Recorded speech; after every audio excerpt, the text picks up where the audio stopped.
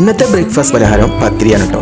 ഇന്നും പത്തിരി തന്നെ. അപ്പോൾ ചൂടൊക്കെ അല്ലേ, പത്തിരി തന്നെയാണ് ഉണ്ടാക്കുന്നത്. അപ്പോൾ പത്തിരി കുറേ ഉണ്ടാക്കി കഴിഞ്ഞപ്പോൾ ഒരു പൂതി വേറെ ഒന്നുമില്ല കേട്ടോ, കുറച്ച് ഇലയുടെ ഉണ്ടാക്കുന്നത്. അപ്പോൾ അത് ഇതുപോലെ കുറച്ച് റൈസിൻസ് കാഷ്യൂ നട്ട്സ് ഒക്കെ മാറ്റി വെച്ചിട്ടുണ്ട് കേട്ടോ.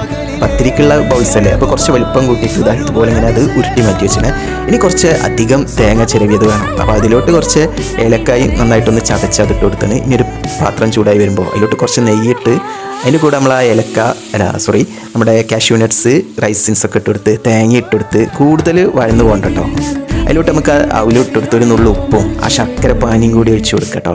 ഇനി നന്നായിട്ട് സോഫ്റ്റായി വരുന്നത് വരെ ഒന്ന് മിക്സാക്കി കൊടുക്കുക. അതിൻ്റെ ഇടയ്ക്ക് ഈ വാഴൻ്റെലും വാട്ടിയെടുക്കുന്നുണ്ട് കേട്ടോ. വാഴൻ്റെൽ ഇതുപോലെ ഇങ്ങനെ വാട്ടിയിട്ട് ഉണ്ടാക്കുകയാണെങ്കിൽ കുറച്ച് നല്ലതാണ്. അത് ആ പത്തിരി പ്രസ്സിൽ വെച്ചിട്ടാണ് പത്തിരി ഉണ്ടാക്കുന്നത്. സാധാരണ പരത്തി നമ്മൾ ഇലയിൽ വെച്ചിട്ട് അങ്ങനെ ഉണ്ടാക്കുക, ഞങ്ങൾ ഇതുപോലെയാണ് ഉണ്ടാക്കുന്നത് കേട്ടോ. അപ്പോൾ ഇത് മടക്കിയെടുക്കാനായിട്ട് പോകണം കേട്ടോ. ഈ പത്തിരി ഇങ്ങനെ വെച്ചിട്ട് മടക്കുന്നിടത്തുണ്ട് കേട്ടോ കുറച്ച് കാര്യങ്ങളൊക്കെ. ഇതുപോലെ ഇങ്ങനെ നല്ല രീതിയിൽ പ്രസ്സാക്കി മടക്കുകയാണെങ്കിൽ നല്ല അടിപൊളിയായിട്ട് ഇലയുടെ കിട്ടും കേട്ടോ. അപ്പോൾ ഇത് കാണാൻ എൻ്റെ എന്തൊരു മൊഞ്ചാണ്. അപ്പോൾ ഇഡ്ഡലി തട്ടിലോട്ട് ഇതിങ്ങനെ ഓരോന്ന് വെച്ച് മുഴുവനായിട്ട് വെച്ചതിന് ശേഷം അടച്ച് വെച്ചിട്ട് ഇതൊരു അരമണിക്കൂർ നേരം വിറകടുപ്പിൽ അങ്ങനെ കിടന്ന് വേവട്ടെ കേട്ടോ. അപ്പോൾ ഇത് കൊട്ടയിൽ ചൂടാറാനായിട്ട് വെച്ചാണ്. ഇത് കണ്ടോ, ഇത് വെന്ത് കഴിഞ്ഞിട്ടുണ്ടെങ്കിൽ ഈ ഇല കാണാനായിട്ട് ഒരു പ്രത്യേക ഭംഗിയല്ലേ, ടേസ്റ്റും കുറച്ച് കൂടുതലാട്ടോ. എല്ലാവരും ഉണ്ടാക്കി നോക്കി.